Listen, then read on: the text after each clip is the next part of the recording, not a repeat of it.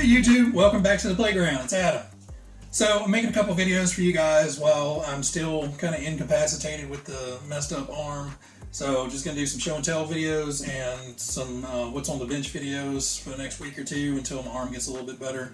So in this one we're gonna take a look at what I'm either working on, I either got wrapped up working on before I hurt my arm, or kind of what we have plans for. So I'm not gonna ramble, let's just get into it and then we'll come back here in a minute. Alright guys, first up on the bench we have the TRX4 Sport. Recently just put in the Bauhaus RC low CG battery tray, so it drops down the actual battery height fairly low. In this one I'm only going to intend on running either shorty packs or shorty 3-cell packs, so I didn't install the rear section. I figured the rear brace in here was a bit stronger, and you know, this is in there nice and solid, it's not going anywhere for sure. They did a really good job designing that to fit in and, you know, take up every last little bit of square footage. I mean, this was really done really well. I'm impressed with that. And to go with it, I got a Gold Bat LiPo 3-cell, supposed to be 100C. Sure it's not, but 1500 milliamp should last a good little while.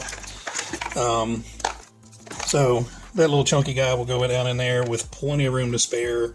Can move it forward or aft, however I feel. Actually, we'll probably run it that way, get it as far forward as humanly possible. But we have a stupid mismatch of plugs. So again, until I can solder, I'm not going to be able to solder this on. Once I get my arm back into shape and have a little bit more dexterity, I'll get that fixed. And I'll actually be able to take this out and run it on 3-cell. Haven't been able to do that yet. Alright, let's see what else is next. Alright guys, what we got next up on the bench is the little Axial SCX24 Jeep. A while back I did a video where I put these wheels and tires on one. I think they're the Machete with the Nitto trail grapplers or mud grapplers on. And added a bit of solder in there to give it some weight. But these are glue on, and you know, once they're glued, it's a royal pain to get them off. So picked up a set of Endura beadlock rims and tires off of Amazon, and I'll put the link down below to these. It's a decent looking tire, nice tread depth, fairly soft. So these are the ones that came off of it.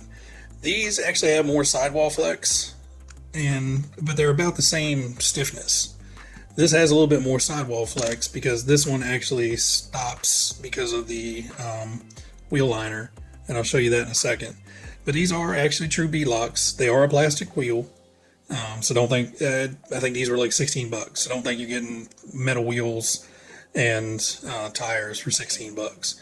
But they are decent looking, black. They got black, like 10-spoke, or was it 8-spoke? And then they have a black with a red band around it. And since the truck really doesn't have much of any red to it, except for the highlighting around Rubicon, I just went with the black. So I've got one taken apart and it's held together by 6 of these little cap head screws. They are hex, and I just used my little 1.5 driver to get those apart.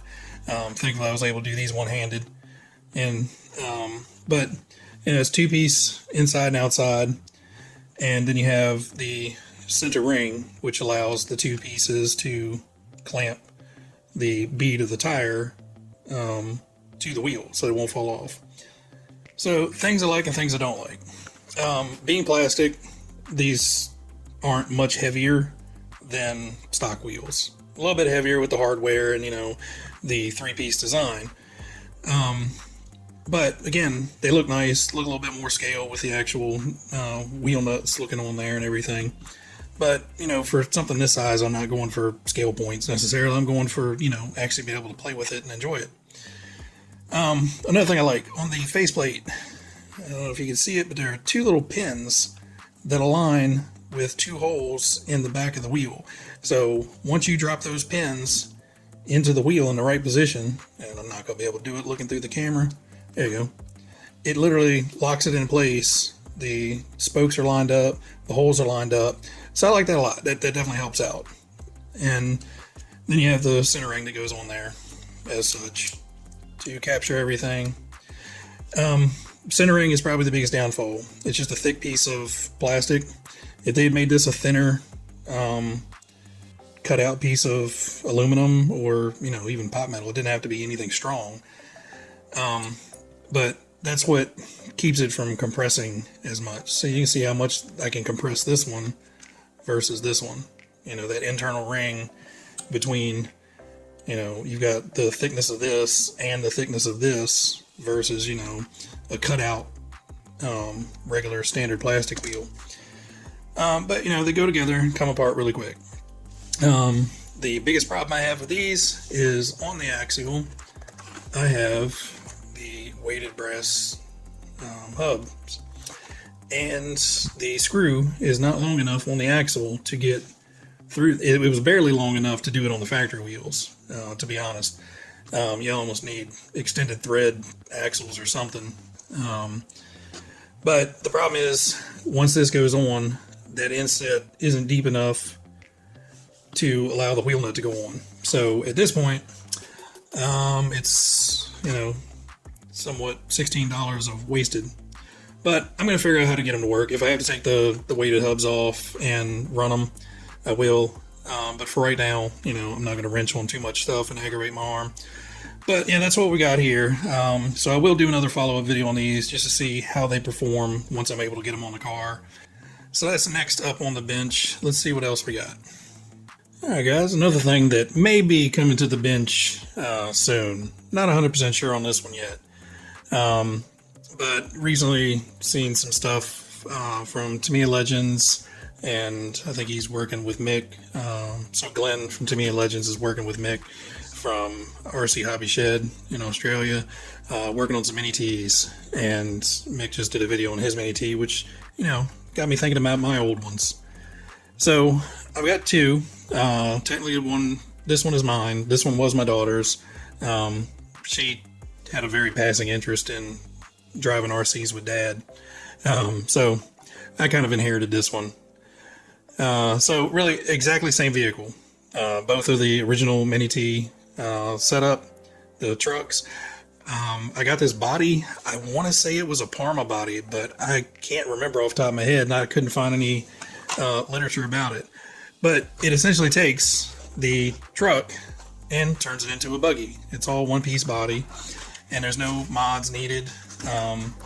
On the old Mini T's, you actually had a little body mount down here that was kind of pointless because the truck mounts are up here. Reuses the existing truck mounts in the rear shock tower. You can see on these, it's got some aluminum hop-ups. It's got this one still got the plastic arms, but it's got the aluminum shocks, aluminum shock tower on the front. And I think it's it on this one. This one didn't get hopped up as much. The blue one, well, the one with the red body, with the blue aluminum.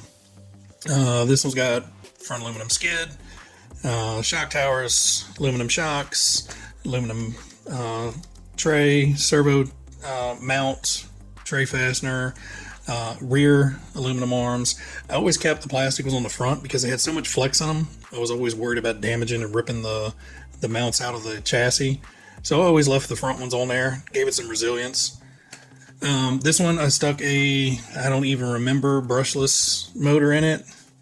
It does have the aluminum motor mount, aka heatsink. It's dumb. It's machined on the inside to be a heatsink, but then the case actually covers it. So kind of pointless. But it's got a brushless setup in this one. This is run on my Spectrum radio, so this is all aftermarket electronics in here. It's stupid quick. I just need to get some batteries for this one and run it around. But I do have some spare tires, so I've got some actual slicks. And then we've got the micro pins, and I think I've got some block pins as well. So we might be able to get this out and get it running. I just have to get a battery ordered and get that one going. This one is all stock electronics. Think everything still works, so I would like to... that's loose. I would like to glue that back down. But I would like to probably go ahead and switch this out, get this running the 2.4 gigahertz so I don't have a tiny little car with a 4-foot antenna on it, because I think Yeah, here's what used to be an antenna wire. It's like, I don't know, 12 inches long. It's twice as long as the entire car is. So yeah, that always made them look a little goofy with the little giant aerial sticking out. But we may get these out. Oh, by the way, these are just stickers. This was popular back in the day because they only came with two types of wheels. You could get the yellow wheels and you get the chrome wheels, but they had no, 5-spoke or anything. So they made these little sticker kits you could put on there to give you some racy zing zing. Picked up a good 1.5 an hour on that versus, the plain Jane ones. So didn't have to do any electronic upgrades to this one to go faster, just stickers. Still run a stock motor. I do have a little tiny Trinity monster motor I can put in here that came out of this one. So that'll add a little bit of zip and kick to this one. But yeah, I gotta look, see what I can find for batteries. Thank goodness for the age of LiPo. So hopefully I might be able to find some cheap LiPo packs in here and just put an alarm on it, keep me from toasting them. Alright guys, well, I know it was a lot of just me rambling on about this and that and everything else, but hopefully you guys enjoyed it a little bit. Like I said, I wish I could do a little bit more, but right now with the arm messed up, I'm kind of limited to using the mouth muscle instead of the arm muscle doing anything. So I apologize for that. While I'm waiting for the arm to heal, I'm trying to get a game plan in my head of some future videos I want to do once the arm gets better. Again, we're going to do some testing with the little tires and see what I think about those. And I may look to get some more stuff for the little SCX24. But I hope you guys liked it. I hope you enjoyed the little break from your day, checking out mine. If you like what you saw, leave me a comment down below. Make sure you hit that like button, subscribe so you don't miss anything else. And, if you guys want to, check out some of the old stuff in the playlist. Feel free to leave comments on those things too. I respond to comments as quick as I can, and I love hearing from you guys. So everybody out there, you guys be safe, be well, and I'll catch you next time. Bye.